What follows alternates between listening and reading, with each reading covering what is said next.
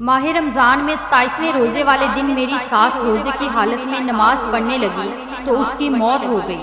وہ پورے خاندان میں ایک شیطان عورت مشہور تھی، مگر اس کی موت کو دیکھ کر سب لوگ رشک کرنے لگے کہ یہ بہت نیک تھی۔ ساس نے وصیت کی تھی کہ میرا جنازہ میری بیٹی پڑھائے گی۔ جنازہ پڑھا کر بیٹی نے ماں کے چہرے سے کفن اٹھایا تو اس کا دل پھٹ گیا، کیونکہ شادی ہو کر جب میں سسرال آئی تو سب ہی نے میرے ناز نخرے اٹھائے تھے۔ میرے سسرال میں جوائنٹ فیملی سسٹم تھا، میں سب سے چھوٹی بہو تھی۔ میرے شوہر عمران اپنے گھر میں سب سے چھوٹے تھے، بڑے چاروں بھائی شادی شدہ تھے۔ ان چاروں بھائیوں کی ایک ہی بہن تھی اور وہ عمر میں ان سب سے بڑی تھی۔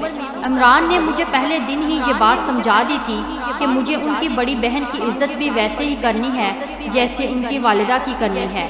بڑی بہن غیر شادی شدہ ہے اور شادی نہیں کرنا چاہتی، اس لیے ہمیشہ اپنے ساتھ ہی رہے گی۔ میرے سسر حیات نہیں تھے، سب بھائی ایک ہی بڑے سے گھر میں رہتے تھے۔ میری سب جٹھانیاں بھی بڑی نند کو آپا کہتی تھی، مگر مجھے اپنی نند کچھ عجیب سی لگی تھی۔ وہ پورا دن اپنے کمرے میں بند رہتی تھی اور جب وہ اپنے کمرے میں ہوتی کسی کو بھی ان کے کمرے میں جانے کی اجازت نہیں تھی۔ وہ بس کھانے کے وقت ہی باہر آتی، کھانا کھا کر کمرے میں چلی جاتی۔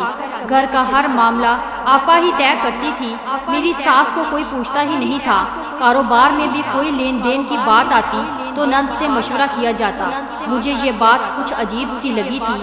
ویسے تو عمران مزاج کے بہت اچھے تھے، لیکن چاروں بھائی بہن کے خلاف ایک لفظ نہیں سنتے تھے۔ کہتے تھے وہ اللہ کی نیک بندی ہے، وہ کسی غیر مرد کے سامنے نہیں آتی تھی۔ چادر کے بنا میں نے اسے نہیں دیکھا تھا، لیکن جو باتیں میرے سامنے آہستہ آہستہ کھلنے لگی وہ مجھے کچھ تشویش میں ڈالنے لگی تھی۔ جب بھی میری نند کھانے کے لیے کمرے سے باہر جاتی، چاروں بھائی اور ان کی بیویاں احتراماً کھڑے ہو جاتے۔ مجھے اپنی ساس کے لیے عجیب سا محسوس ہوتا تھا، کیونکہ ان کی کوئی بھی عزت نہیں کرتا تھا۔ ایک بار میں نے سب بھائیوں کو ایک ایسا کام کرتے دیکھا کہ میں حیران سی رہ گئی۔ میں نے دوسرے دن اپنی جٹھانی سے پوچھا کہ ہمارے گھر کے مرد اپنی ماں سے زیادہ آپا جی کو اتنی اہمیت کیوں دیتے ہیں، حالانکہ وہ ماں ہے، بہن سے زیادہ حسن و سلوک اور فرما برداری کا حق رکھتی ہیں۔ میری بات سن کر جٹھانی نے گھبرا کر مجھے چپ رہنے کا اشارہ کیا اور کہنے لگی، آہستہ بولو، اگر یہ بات کسی مرد نے سن لی تو تمہاری خیر نہیں ہے۔ میں حیرت سے اپنی جٹھانی کا منہ تکنے لگی۔ میں نے ایک عام سی بات کی تھی، مگر جٹھانی کا رد عمل ایسا تھا جیسا کہ میں نے کوئی غلط بات کر دی ہو۔ میں چپ سی ہو گئی۔ عمران بہت میرا خیال رکھتے تھے۔ ایک دن میں نے ان سے ذکر کیا کہ آپ ماں سے زیادہ بہن کو اہمیت کیوں دیتے ہو؟ میری بات سن کر عمران کا چہرہ سرخ ہونے لگا۔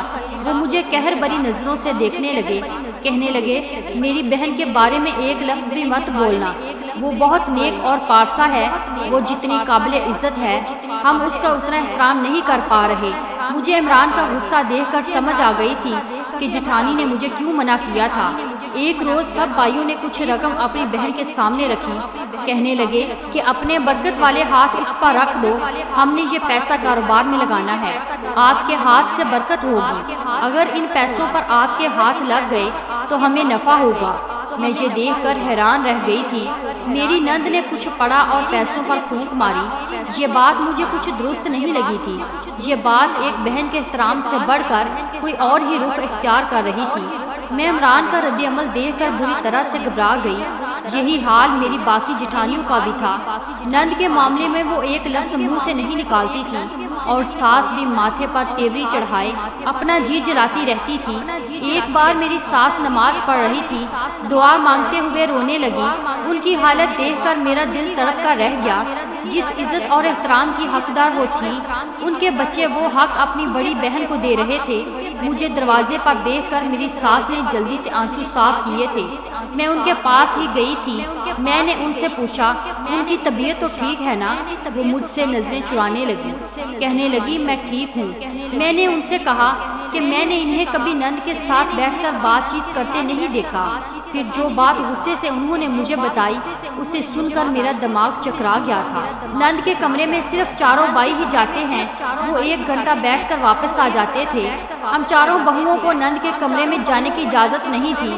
ہمیں یہ حکم تھا کہ باوضو ہو کر نند کے لیے کھانا بنایا جائے، کیونکہ وہ پاک روح ہے۔ مجھے اس قسم کے باتوں کو اپنانا کچھ جہالت سا لگ رہا تھا، مگر میری دوسری جٹھانیاں اپنی نند کی غلام بنی ہوئی تھی۔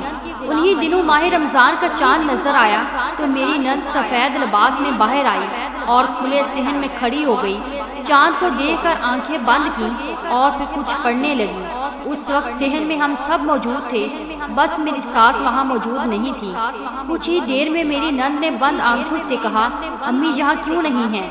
یہ سن کر چاروں بھائی ماں کو ڈھونڈنے لگے، پھر انہیں پکارنے لگے۔ میں نے کہا میں امی کو بلا کر آتی ہوں۔ عمران نے مجھے یوں دیکھا جیسے وہ میری جان ہی نکال دیں گے۔ کہنے لگے، جب تک آپا جی حکم نہ دیں کوئی اپنی جگہ سے ہلے گا بھی نہیں۔ یہ ہماری ماں بھی نہ جانے ایک نیک عورت کے ساتھ کیوں ضد لگائے بیٹھی ہے۔ خدا کے غضب کے حقدار ہو گئی تو پتہ چلے گا۔ اپنے شوہر کے منہ سے اپنی والدہ کے لیے یہ کلمات سن کر مجھے بہت برا لگا۔ چاروں بیٹوں نے ماں کو پکارا تو وہ بیچاری بھاگ کر چلی آئی۔ کہنے لگی، میں قرآن پاک پڑھ رہی تھی اسی لیے دیر ہو گئی۔ میرا بڑا جیٹھ غصے میں کہنے لگا، جب ہماری بڑی آپا آپ کو بلا رہی تھی تب آپ باہر کیوں نہیں آئی؟ نند نے جیٹھ کو چپ رہنے کا اشارہ کیا تو وہ چپ ہو گیا۔ اس کے بعد میری نند نے جس عمل کے لیے ہمیں کہا تھا وہ میں مر کر بھی نہیں کر سکتی تھی، میں نے صاف انکار کر دیا۔ میری بات سن کر عمران نے ایک زوردار تھپڑ میرے منہ پر مار دیا۔ میں حواس باختہ ہو کر رہ گئی۔ تھپڑ اتنے زور کا تھا کہ میں دور جا گری تھی۔ پھر عمران میرے پاس آئے اور گرا کر بولے، آئندہ تم نے انکار کیا تو مجھ سے برا کوئی نہیں ہوگا۔ آہستہ آہستہ سبھی مجھے گھورتے ہوئے اندر چلے گئے۔ میری نند بھی جا چکی تھی، بس میری ساس وہی رہ گئی تھی۔ میں تو یوں ہی جیسے کوئی بے جان مجسمہ ہو۔ میری ساس نے مجھے پانی پلایا، میرے آنسو صاف کیے اور پھر کہنے لگی، یہ عورت نہیں ڈائن ہے، پتہ نہیں خود کو کیا سمجھتی ہے، لیکن ایک دن میں اس کا راز فاش کر دوں گی۔ میری ساس نے غصے سے یہ الفاظ آپا جی کے لیے کہے تھے۔ آج شام مجھے اپنی قسمت خراب ہونے پر رونا آ رہا تھا۔ اس وقت میری نند نے سب کو کہا تھا کہ سب گھر والے میرے ہاتھ کا بوسہ لے کر اپنی آنکھوں کو لگائیں۔ میں ان باتوں کو نہیں مانتی تھی، پھر میں یہ عمل جبرن کیوں کرتی؟ سب سے پہلے میری ساس نے آپا جی کے ہاتھ کو بے بسی سے پکڑ کر چوما اور آنکھوں کو لگایا۔ میری ساس کے چہرے سے صاف لگ رہا تھا کہ وہ یہ سب کام مجبوری میں کر رہی ہیں۔ پھر باری باری سب بھائیوں نے یہی عمل دہرایا تھا، لیکن میں نے انکار کر دیا، جس کا نتیجہ میرے گال پر عمران کی انگلیوں کے نشانات کی صورت میں موجود تھا۔ اس وقت مجھے اپنی ساس اپنی سب سے بڑی ہمدرد لگ رہی تھی۔ اس دن بھی جب میں اپنی ساس کو چائے دینے گئی تھی، ان سے کہا تھا کہ وہ آپا جی سے بات کیوں نہیں کرتی، وہ ان کی بیٹی ہے۔ تب وہ چلا کر بولی کہ وہ بیٹی نہیں ڈائن ہے۔ مجھے ساس اپنے کمرے میں لے گئی، پھر مجھ سے کہنے لگی، تم چپ کر جاؤ، اللہ تعالیٰ کی ذات بہت بڑی ہے، برائی کا انجام بھی برا ہی ہوتا ہے۔ میں نے اپنی ساس سے پوچھا کہ آخر یہ سب کیا ہے؟ پھر جو انکشاف میری ساس نے مجھ پر کھولے، میری تو روح تک کانپ گئی تھی۔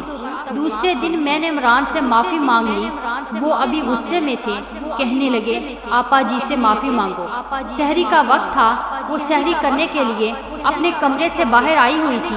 میں نے ہاتھ جوڑ کر آپا سے معافی مانگ لی۔ آپا نے اپنا ہاتھ آگے کر دیا اور کہا، اسے چوم کر اپنی آنکھوں پر لگاؤ۔ اس وقت میں بے بس تھی، اسی لیے وہی کیا جیسا آپا نے کہا تھا، مگر اس کے بعد میں نے عمران کی کوئی بات پر کوئی اختلاف نہیں کیا تھا۔ مجھے آپا جی سے چڑ سی ہونے لگی تھی۔ ان کے کمرے کی صفائی پر ایک بڑی عمر کی عورت مامور تھی، لیکن اب مجھے آپا جی کی اچھائی کے پیچھے جو راز تھا مجھے وہ سب جاننا تھا۔ جو کچھ میری ساس نے مجھے بتایا تھا اس کی حقیقت کیا ہے، اس لیے میں نے اس کام کرنے والی اماں کو 1000 کا نوٹ تھما دیا اور اسے اپنے کمرے میں چھپا دیا۔ پھر اس کے کپڑے خود پہن لیے اور اس کا دوپٹہ اوڑھ کر آپا جی کے کمرے میں چلی گئی۔ مجھے دیکھ کر آپا جی کہنے لگی، تو نے اپنا چہرہ کیوں چھپا رکھا ہے؟ میں نے آواز کچھ باریک سی نکال کر کہا کہ میں نے آج ایک گناہ کیا ہے اور آپ پاک عورت ہیں، میں آج آپ کو اپنا گناہگار چہرہ نہیں دکھانا چاہتی۔ رات کو اپنے رب کے حضور توبہ کروں گی، تب ہی آپ کے سامنے اپنا چہرہ کھولوں گی۔ آپا میری بات پر چپ ہو گئی۔ میں کام کرنے لگی۔ آپا نے کہا وہ نہانے جا رہی ہیں، میں کمرہ صاف کر کے باہر چلی جاؤں۔ میں نے اس بات میں سر ہلا دیا۔ وہ واش روم چلی گئیں۔ ان کے کمرے میں ویسے تو اگربتیاں لگی ہوئی تھی مگر ایک عجیب سی بدبو آ رہی تھی۔ میں نے جلدی سے صفائی کی اور پھر سامنے رکھے قرآن پاک کے پاس آ گئی۔ وہ ایک کپڑے کے غلاف سے لپیٹا ہوا تھا۔ میں نے جیسے ہی اسے کھولا اس وقت میرا کلیجہ پھٹ گیا۔ اس عورت کا روپ کتنا گھناؤنا تھا، مجھے اس کا ثبوت مل چکا تھا مگر میری بات پر کوئی بھی اعتبار نہ کرتا۔ جب میری ساس کی بات پر کسی نے یقین نہیں کیا تو میری بات کی کیا اوقات تھی۔ میں کمرہ صاف کر کے باہر آ گئی۔ ایسے ماہ رمضان کے دن گزرتے رہے۔ پھر 27ویں روزے والے دن میری ساس نماز پڑھتے ہوئے انتقال کر گئی۔ سب کچھ اتنا اچانک سے ہوا کہ ہم سب پریشان ہو گئے۔ گھر میں رونا دھونا مچ گیا لیکن آپا جی اپنے کمرے سے باہر نہیں آئی تھی۔ میری ساس بہت نیک عورت تھی جو لوگوں کی چھپ کر مدد کرتی تھی۔ ان کی میت پر ایک ناختم ہونے والا ہجوم تھا۔ جیسے ہی میرے شوہر میری ساس کی میت کو اٹھانے لگے تب میں نے اپنے میاں سے کہا کہ یہ وصیت کا کاغذ میں نے اماں جی کے ہاتھ سے پکڑا تھا، شاید وہ جان گئی تھی کہ وہ اب نہیں بچیں گی، اس لیے وہ وصیت کر گئی ہیں کہ ان کا جنازہ آپا جی ہی پڑھائیں گی۔ میرے میاں نے میرے ہاتھ سے وہ روکا پکڑا اور پڑھنے لگے۔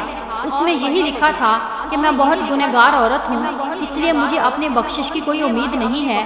میرا جنازہ میری بیٹی پڑھائے گی، وہ پاک اور نیک عورت ہے، شاید کہ اسی وجہ سے میری بخشش ہو جائے۔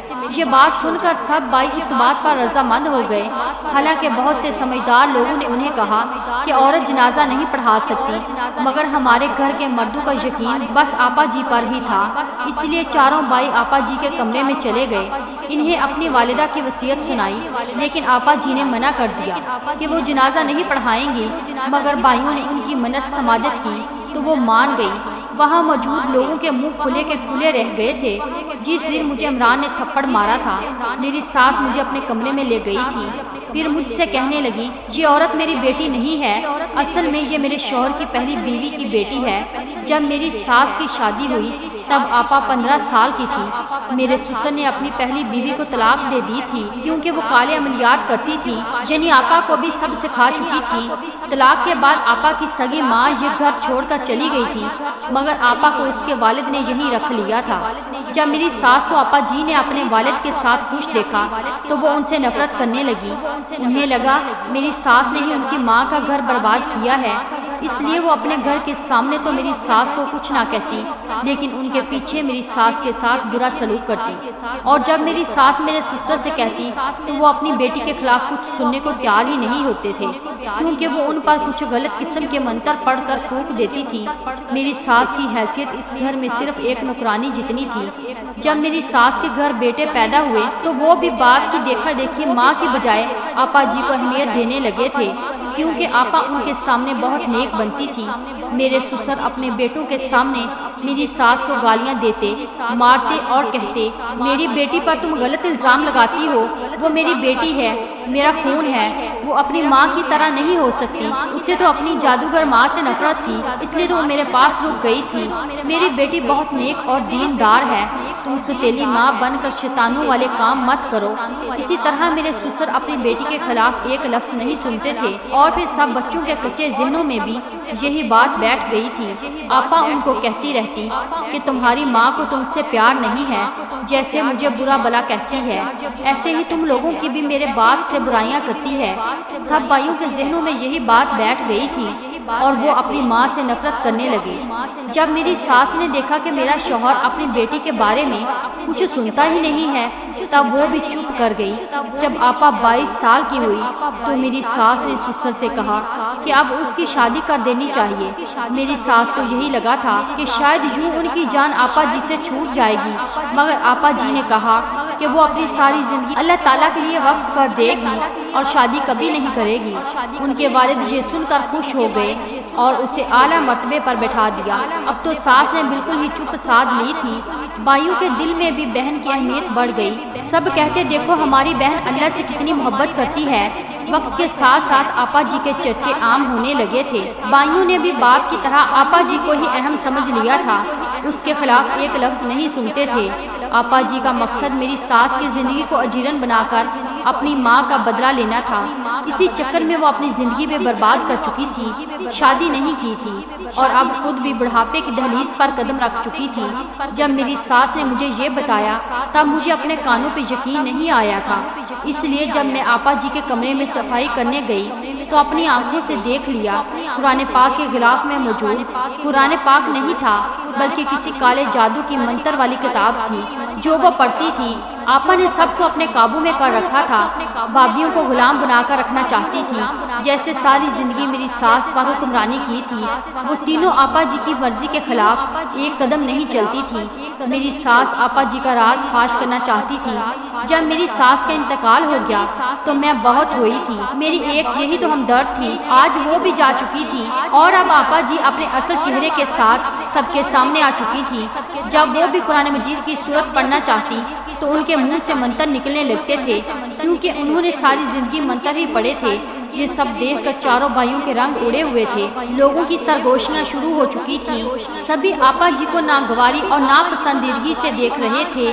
آپا جی کو قرآن مجید کی کوئی صورت نہیں آتی تھی، وہ سب کے سامنے کالے جادو والے منتر پڑھ کر شرمندہ کھڑی تھی۔ پھر اسی وقت میری ساس اٹھ کر بیٹھ گئی تھی۔ اصل میں میری ساس مری نہیں تھی بلکہ یہ سب پلان ہم دونوں نے مل کر بنایا تھا تاکہ آپا جی کا چہرہ بے نقاب کیا جا سکے۔ میری ساس کو زندہ دیکھ کر وہاں کھڑے مجمع کی چیخیں بلند ہو گئیں۔ پھر میری ساس نے آپا جی کی ساری حقیقت سب کو بتائی۔ میرے جیٹھ اور میرا شوہر شرمندگی سے اپنی نظریں نہیں اٹھا پا رہے تھے۔ آپا جی جلدی سے اپنے کمرے میں بھاگ گئی تھی، ان کا راز فاش ہو چکا تھا۔ سب بھائی آپا کے کمرے میں چلے گئے تھے۔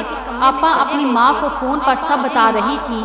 سب سے بڑے بھائی نے کہا، آپا تم اپنا سامان پیک کر لو، تم اب یہاں نہیں رہ سکتی، بہتر ہے جس ماں سے فون پر بات کر رہی ہو اسی کے پاس چلی جاؤ۔ ہمیں افسوس ہے ہم نے تمہیں عزت کے اس مرتبے پر پہنچا دیا جس کی تم حقدار نہیں تھی۔ اگر تم آدھے گھنٹے میں باہر نہ نکلی تو ہم لوگ تمہیں دھکے دے کر اس گھر سے باہر نکالیں گے۔ آپا جی کچھ نہیں بولی تھی۔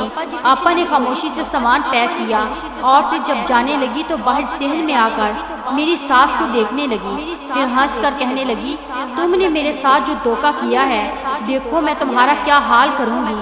اس کھلی دھمکی پر میرے جیٹھ نے آپا جی کے منہ پر تھپڑ رسید کیا تھا۔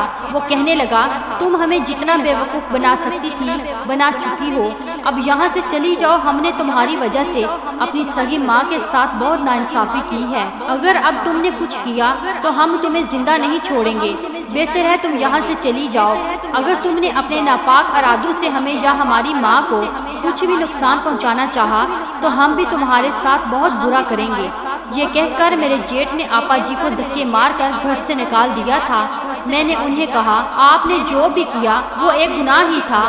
کسی کا بہت نیک ہونا کبھی بھی ہمیں اس بات کی ترغیب نہیں دیتا کہ ہم اسے ضرورت سے زیادہ ہی بلند مرتبہ دے دیں، اور جو نیک لوگ ہوتے ہیں وہ اپنے منہ سے کبھی اس بات کا اعتراف نہیں کرتے، وہ تو بس نیکی کر کے دریا میں ڈالتے جاتے ہیں۔